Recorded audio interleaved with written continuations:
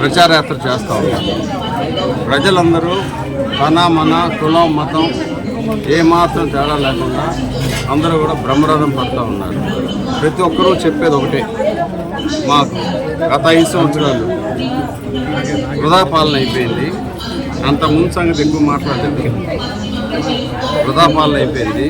మంచి పాలన కోసం చూస్తున్నాం కాబట్టి మార్పు తెచ్చుకోవడానికి సద్వినియోగం చేసుకుంటాం.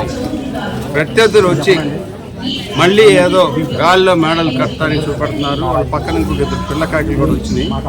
చెప్పారు ఎవరమ్మా అని అడిగా, కానీ వాళ్ళు చెప్పలేకపోతే ఎవరని.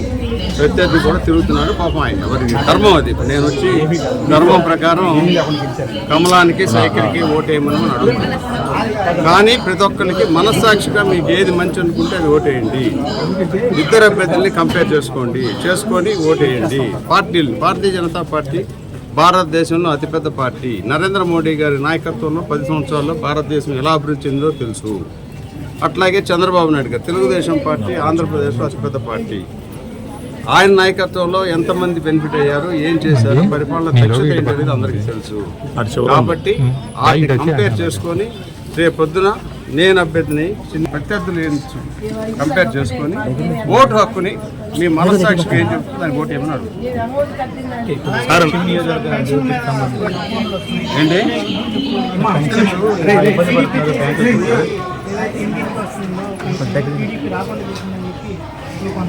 కాదయ్యా, ఇప్పుడు గత 5 సంవత్సరాల్లో టీడీపీ పాలన లేదు.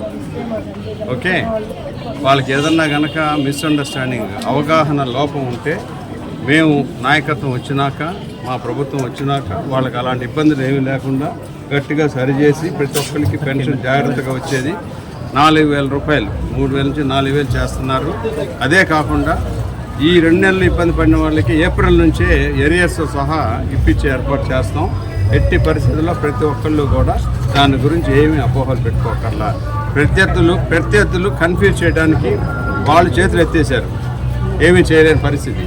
కానీ ఆరిపోయే దీపం లాస్ట్లో కొంచెం వెలుగుతుంది కదా, ఆ విధంగా వీళ్ళ దగ్గరికి వెళ్ళి ఓటర్ మహాశయుల్ని కన్ఫ్యూజ్ చేస్తున్నారు. కానీ ఓటర్స్ చాలా తెలివిగలవారు, చైతన్యవంతులు, వాళ్ళు సరైన నిర్ణయం తీసుకుంటారు. సరే, పశ్చిమ నియోజకవర్గ అభివృద్ధికి సంబంధించి మేనిఫెస్టోని ఏమైనా మీరు ప్రత్యేకంగా తయారు చేసి ప్రజలకు వివరించే అవకాశం ఉన్నది కూడా ప్రకటిస్తారు. కానీ ప్రత్యేకంగా ఒక మేనిఫెస్టో అనేది విడుదల చేసి ప్రజలకు ఈ చేస్తాను అని ఒక సందేశం ఇవ్వాలి. మీడియా సోదరులందరూ ఆ సలహా ఇచ్చారు, ప్రతి డివిజన్కి ఒక మేనిఫెస్టో చేసి పంపండి, ఎందుకంటే మీరు చెప్పేవన్నీ కూడా వినసొంపుగా ఉన్నాయి, కానీ కాగితం మీద పెడితే మంచిది అని చెప్పి ఆ సలహా మేరకు తయారు చేస్తున్నాం. 2 రోజుల్లో మేనిఫెస్టో పంపిస్తాం.